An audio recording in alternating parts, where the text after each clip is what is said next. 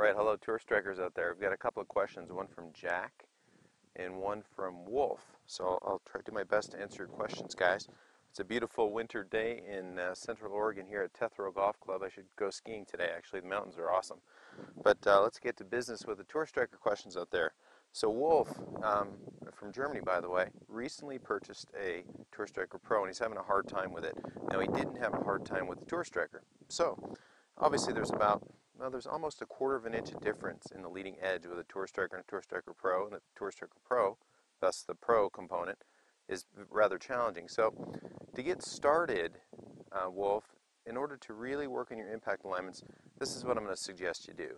Earlier on in my blog, months and months ago, actually last year, I talked about the description of striking the match, and I think Gary Player used that term at some point, and it's just this brushing of the ground aggressively.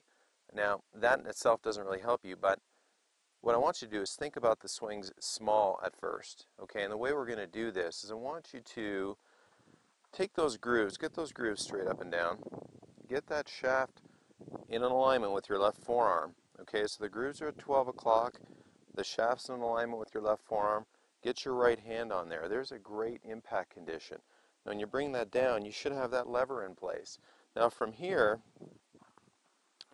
go ahead and once you have those grooves at 12 o'clock, get that down so that they're aiming at your target to some degree, and then go ahead and bring your hands back, and let's work on short shots, just little half shots that present some height and effectively get that leading edge below the equator of the golf ball. Because what happens usually when people set the golf club up, Wolf, they set up in their address position, but it doesn't really correspond to a decent impact condition. It doesn't correspond to a decent impact hand location.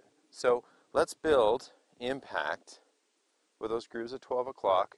Let's come back to address, which is hopefully going to become comfortable after a bit of practice.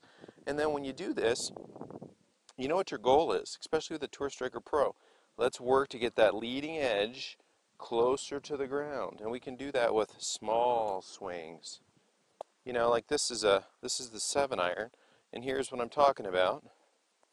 So there's a little, not even a half shot.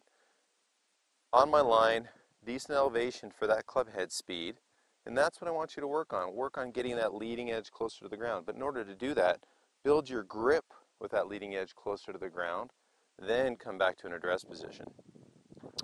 Thank you, Wolf, for your question. Jack Crosley, great question. You've got a lot of skill, my friend. You're 64, tall fella, great speed. A couple goofy things going on in your swing and that I know drive you crazy, but you're a 4 handicapper, so I mean you're a good player. What I see you do in your backswing, I talk about in a brief email exchange how you over-rotate the club face and you get this golf club in a position where the lifeline of your right hand comes away from your left thumb, okay? Bobby Jones did that to some degree, but if you're going to be most consistent, I would really work on getting your hands more united, okay? Get that right lifeline gently on that left thumb knuckle the entire time. And, as Ben Doyle says, mind in your hands, so that in your golf swing, you've got beautiful rhythm, you hit it quite far, but this comes, you get a double cock left wrist here. Double cock to those out there, it's just, there's a nice flat wrist condition. When we let it cup, it's in TGM terminology, the golf machine terminology, call that double cocked, okay? So all that adds is just another element of timing and how that double cocked left wrist gets to a decent impact condition. Some players play great from there, most don't. So let's work on just having nice, simple hand conditions, flat left wrist, right lifeline that supports that left thumb. Now the other element, and you can do that, let me just, to digress for a second, if you put a tee, if you could just kind of put a tee in there and hold a tee in place and hit half shots, you'll have that awareness because obviously something's in the way. That's big, all right? Like I said in the email, get in a bunker, fairway bunker, hit full shots out of a fairway bunker. When you hit full shots, a lot of people like to think, okay, choke up on the club, pick it. That's rubbish, okay? Learn how to hit the golf ball and hit the sand properly, not any kind of pick, Because if we do that, we're never putting the right kind of compression into the ball consistently. So learn how to do it right. And I've often told my students, 20 balls in a fairway bunker are worth 200 on the range. There's so many good elements of practicing out of sand with your core strength, balance, all the stuff that's so difficult in the sand is just great practice. Now, a final piece for you, before I get to the final piece, sorry, one more thought.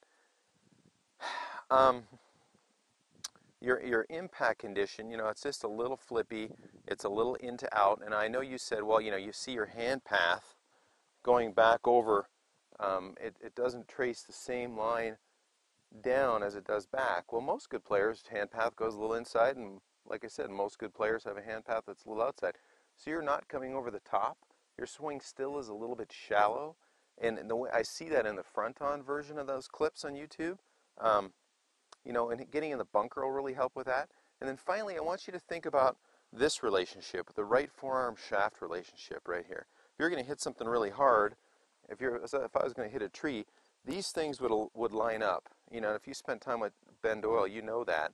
But what happens with your swing is it gets a little steep. So I want you to get just a tiny, tiny, tiny bit of feel of that right elbow being a little softer when you set up, a little closer to your right hip bone, and maybe feel as though it's a little closer to the shaft plane. So there's a hands-only plane right there. There's getting the right forearm a little closer to the shaft plane. I think that's going to help you a lot. And then with that in mind, try to get that right forearm a little bit closer to the shaft plane. And then again, just kind of like Wolf, let's hit some half shots, mind in the hands, really aware of that gently having that lifeline of the right hand on that left thumb knuckle. And just to add one more component for you is just to, be mindful of that right forearm on the shaft plane as your pivot delivers the golf club. Okay, Jack? But like I say, you got a great golf swing. So thank you guys out there. Keep the questions coming. Love spending time with you. And come visit me at Tethero Golf Club. This place is phenomenal. Golf course is awesome. We open in April. We got some great specials. You can email me at mchuck@tethero.com. And I'd love to see you come visit me this summer at Tethero.